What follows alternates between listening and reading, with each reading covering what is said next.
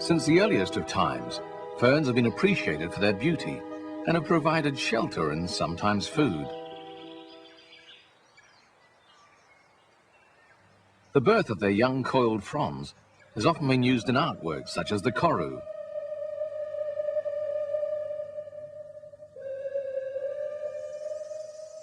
Ferns are popular in our parks and gardens, and even brought indoors to enhance our living spaces.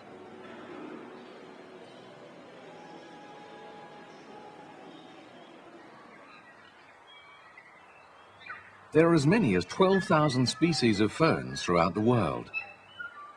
Some are the size of your fingernail, while others are as tall as a tree. In the wild, ferns are successful at reproducing and spreading throughout the forest. They do this by producing spores.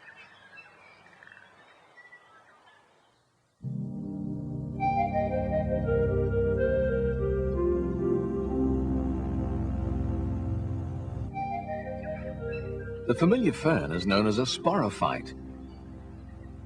If a fern frond is turned over, small circular areas may be seen.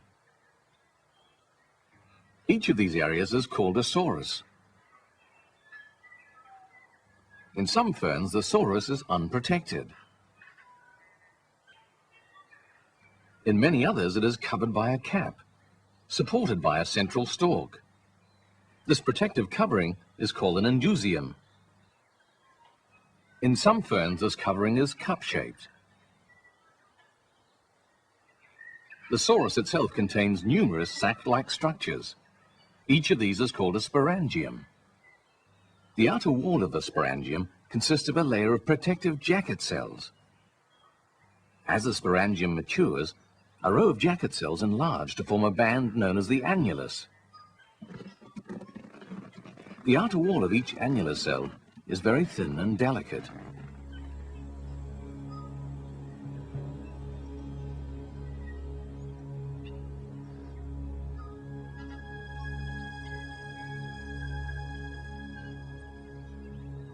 On the opposite side of the sporangium, several delicate lip cells form.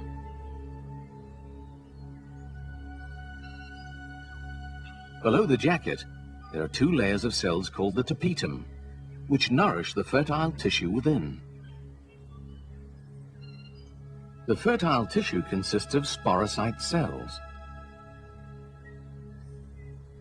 Each sporocyte cell is diploid, containing two sets of chromosomes, one from each parent.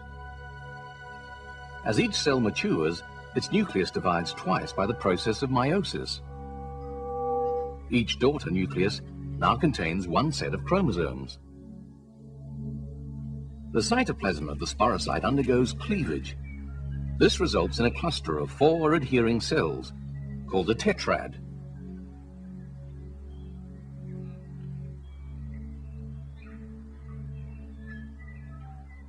The tapetum now begins to break down, depositing a very tough protective coat of sporopollenin.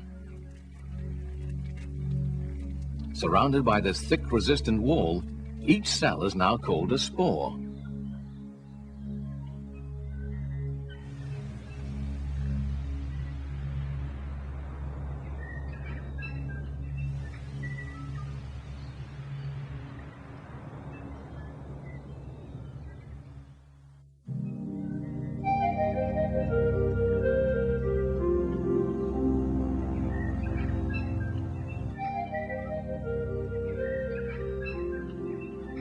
The sporangia are now ready to open.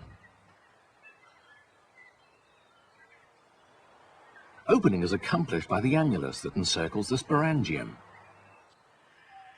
The annulus begins to dry out as water evaporates from its surface. The tension or pull between the remaining water molecules and the wall now increases. The thick inner and side walls resist this, but the thin outer walls are easily pulled inward.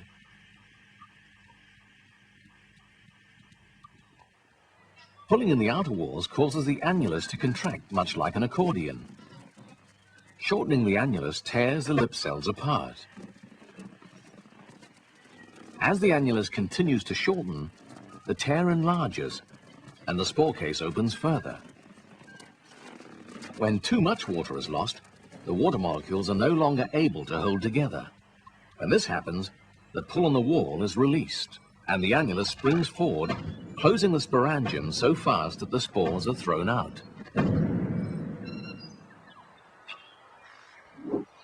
This process is repeated in thousands of sporangia on a leaf, so that large quantities of spores are released.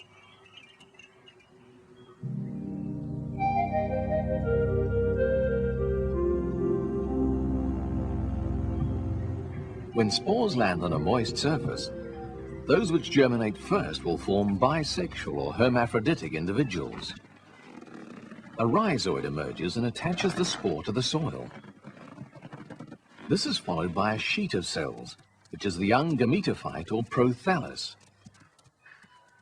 A notch forms on the prothallus that contains dividing cells. This is called the notch meristem. Continued growth results in a heart-shaped bisexual gametophyte. The lower surface is firmly attached to the soil by numerous rhizoids.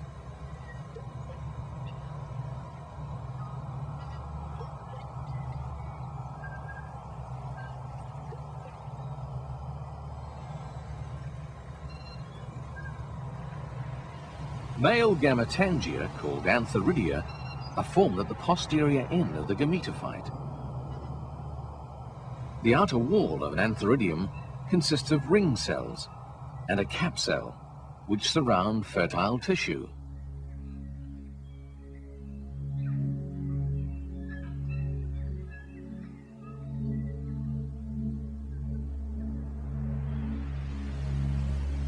At the anterior end of the prothallus, close to the notch, there are female gametangia called archegonia.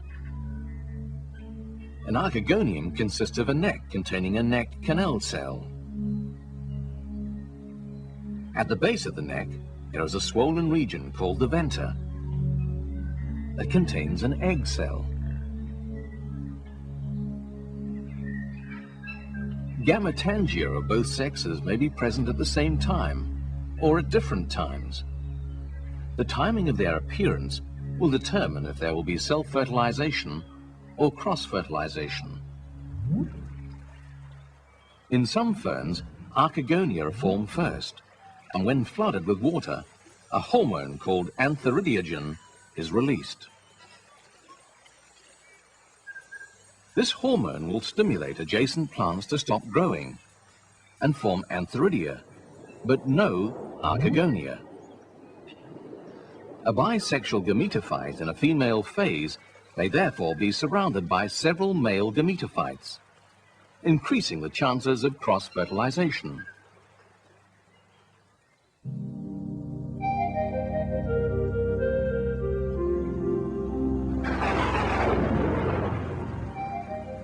Being close to the soil, the small gametophytes are easily flooded when it rains. This water plays an important role in fertilization.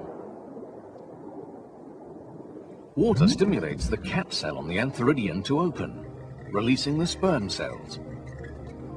The flagellated sperm are now able to move within the water in search of an egg.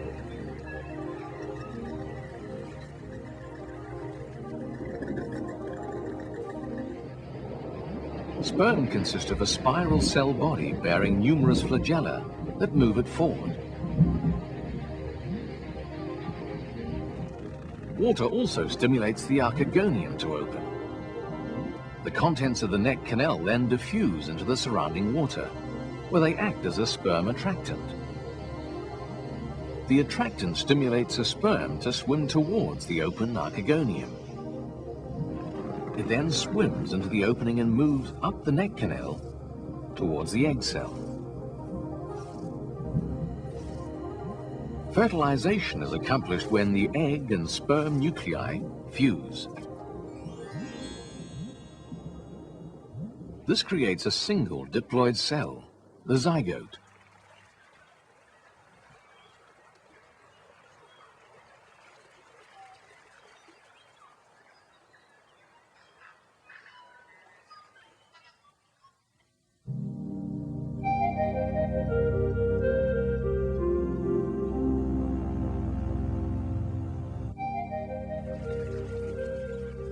the fertilized egg remains attached to the gametophyte. Inside the archegonium on the lower surface of the gametophyte, the zygote begins to divide, forming the embryo's sporophyte plant. The uppermost part of the embryo, the foot, absorbs nutrients from the surrounding gametophyte tissue. As the embryo grows, the venter tissue stretches and eventually ruptures. A root now grows into the soil for support and to absorb water. Other parts of the embryo form the first leaf and the future stem, the rhizome.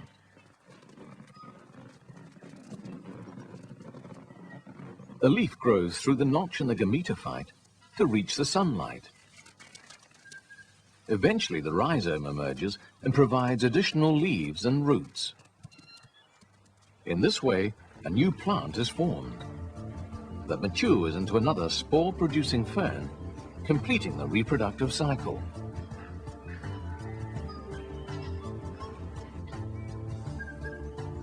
We have seen that the fern reproductive cycle contains two plants, the large familiar spore plant or sporophyte, and a tiny gamete plant or gametophyte. Using spores to travel great distances and gametes which introduce genetic variability, ferns have spread and evolved throughout the world.